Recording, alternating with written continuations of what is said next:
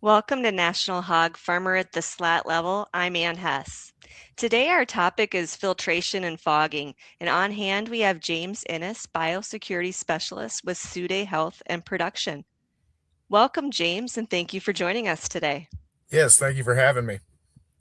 Before we jump in today's discussion, I'd like to remind the audience tuning in, you can post any questions you may have in the chat, and we'll be sure to get those over to James. So, James, what is a filtered hog barn and why are producers investing in filtration? Yeah, so it's basically a hog barn that's specialized with an air filtration system. uh, it basically air that goes into the barn removes any kind of pathogen before it enters the building, exposing the animals to anything potentially.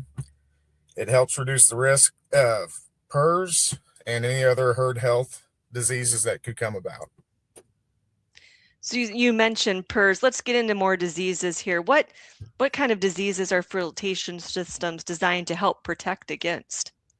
Just exposure to any airborne pathogens, PRRS, PED, and then potentially any foreign animal disease that we may face in the future. Absolutely. So why is unfiltered air such a concern in modern production systems? Well, unlike people, trucks, or supplies, air moves continuously and often without us even noticing. If unfiltered air enters a filtered facility through a gap or a leak, it bypasses the entire filtration. Any small openings can create a risk. Producers spend a lot of money on filtration, so it's important to make sure that incoming air is actually getting filtered. So let's take a look at maybe some of those common places where air leaks occur. Yeah, so some of the most common are going to be around doors, the door seals, fan housings, electrical and plumbing, attic access points, wall to wall ceiling joints, and areas where construction materials meet. Many of these leaks aren't obvious during a routine walkthrough. That's why testing is so important. And the testing is the smoke testing you're doing. How does this fogging help identify risks that are maybe otherwise invisible? Yeah, so the fogging process, it allows us to visualize the airflow. Air itself is invisible, but when introduced fog into the environment, we can actually watch the air escaping or entering the building. It gives us a real time picture and how the building is performing, just so we can quickly identify areas that need attention. So when you're doing fogging, when you're out in the barn, what type of issues have you discovered?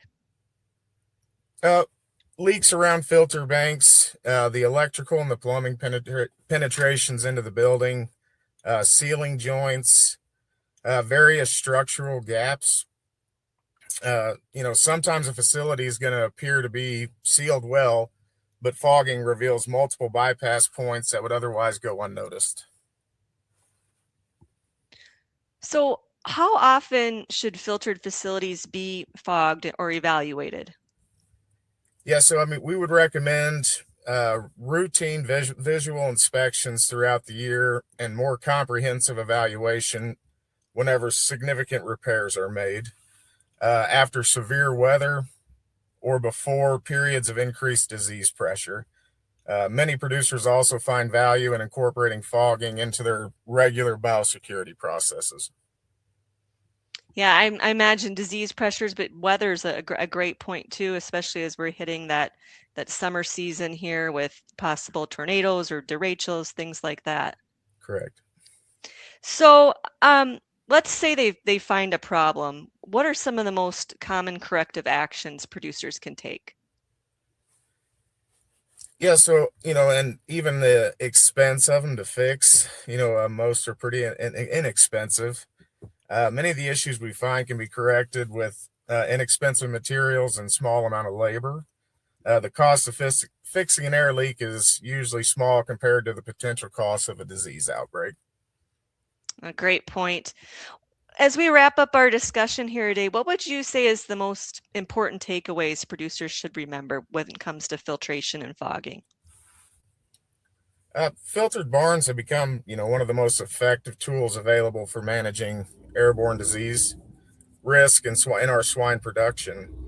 but the technology is only part of the equation.